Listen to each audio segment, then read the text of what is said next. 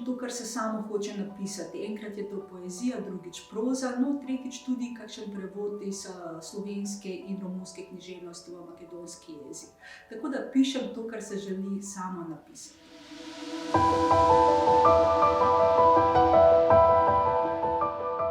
Moja literarna vzornica je ruska pisateljica Marina Cvetajeva. Od nje sem se naučila predvsem, da je življenje enako literaturi in literatura enaka življenju.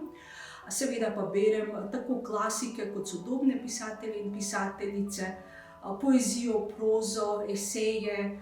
Še posebej rada imam tudi slovensko poezijo, ki jo veliko prevajam v makedonski jezik, od klasikov pa absolutno Dostojevskega.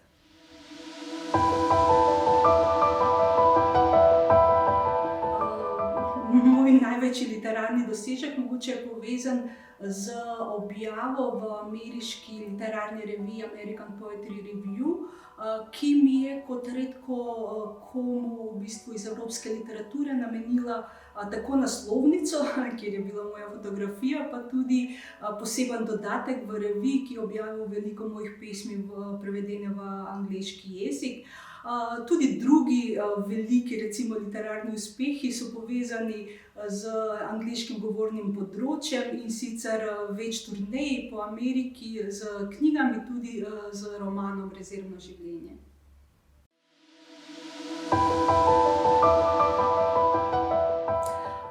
Roman Rezervno življenje v bistvu vsebuje eno staro igrico, ki se je igrala v Skopju v Makedoniji, ampak mislim, da tudi na področju bivše Jugoslavije.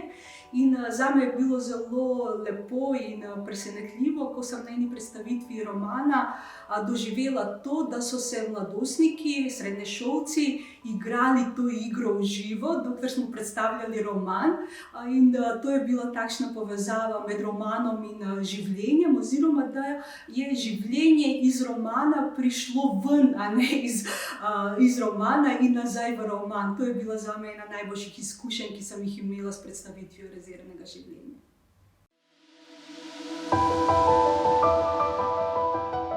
Prebrala bom v bistvu sam začetek romana Rezervno življenje. Se mi zdi, da je začetek vedno boljše prebrati kot sredino ali mogoče konec romana.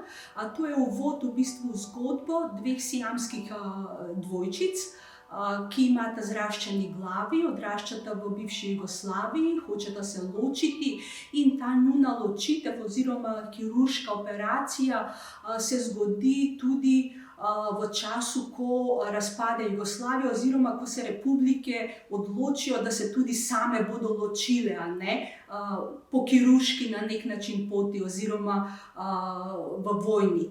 Tako da v bistvu moj roman Rezervno življenje je na nek način metafora za vse to, kar se je dogajalo okrog nas, seveda pa je tudi to saga o ljubezni, o družini, o identiteti in bi rada v bistvu prebrala uvod v vso to zgodbo. 1984.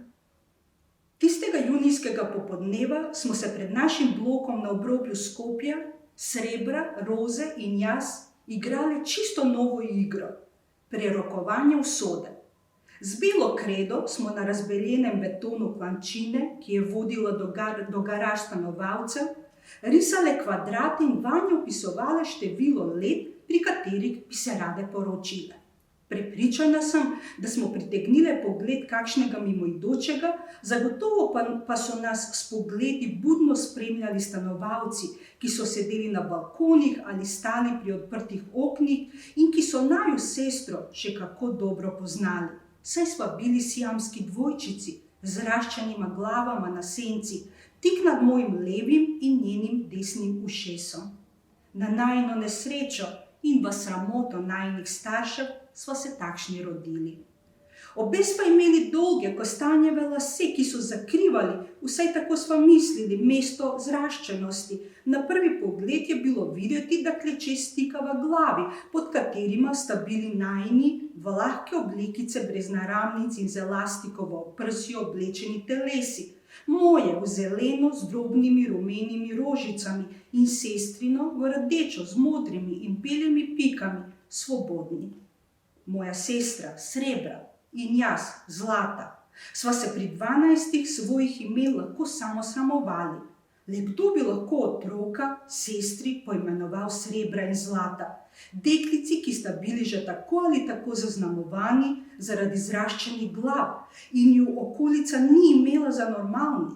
Takšni imeni sta za stare ženske, tete, ki čistijo stopnišče v blokih ali prodajalke krompirja pred pekarno. Ko sva se vedno znova pritoževali zaradi imen, nama je mama vsakič zamolčala razloge. Tako je hotel Boter, Zlata posveti Zlati Meglenski, Srebra pa po neki Srebri Apostolovi, ki je pokončala 2 bega v Lerinu. Bedarija, se je vsakič glasil najin komentar, eden redkih, ki nama je bil skupen.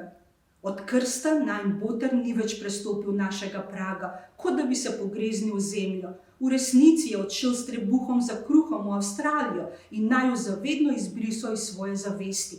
Zlato v blato, srebra brez rebra, so naju zbadali otroci na ulici in razen Roze, včasih pa tudi Bogdana, se ni nihče igral z nama. Nekaterim tega niso dovolili starši, da ne bi imeli nočnih mor, če bi se igrali z nama, ki nisva bili normalni. Drugi pa so samo bežali stran in v naju metali kamenje z vzkliki debilki. Roza je bila edina, ki ni imela težav z najino telesno hibo. Živela je na našem stopnišču, v 2. nadstropju, bila je leto starejša od naju, imela je goste, črne skodrane lase in temnejšo polt. Bila je nižje rasti, toda precej krepka v primerjavi s krhkimi otroki, za katere misliš, da ji bo odnesel že najmanjši piš vetra, s tankimi nogami, blede polti in majhnimi kostanjevo-zelenimi očmi, kot sva bili midve. So pa tudi takšni, ki so videti mišičasti, zdravi, ki jih težko nosiš v naročju, s čvrstimi dlanmi, kot je bila Roza. Bila je zelo odločna in njena beseda je bila tako močna, da sva njene predloge vsakokrat sprejeli. Tako je bilo tudi tistega dne, ko je predlagala, naj narišemo kvadrate in vanje vpišemo starost, pri kateri bi se rade poročile. Nadnje začetnice 3 naših simpatij, kandidatov za soproge. Pod nje pa števila od 1 do 3, koliko otrok bi rade imele.